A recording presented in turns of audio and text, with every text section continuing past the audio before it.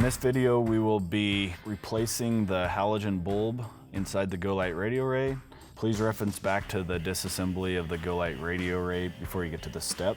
To remove the bulb lens and reflector, pull out with your thumbs on the bottom housing, lift the reflector out. To replace the bulb, we will need to lift this clip on the bulb. Just pull straight out and that'll remove the connection. Then we will remove the bulb, give it a quarter turn, and just pull straight out.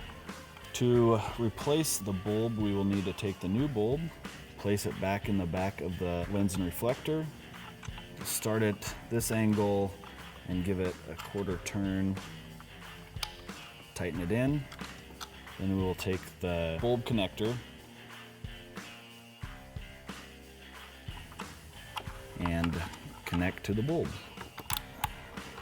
Once you get it into there, just push it nice and snug and it'll clip over with that clip. Then just take the bulb lens and reflector and put it back into the housing.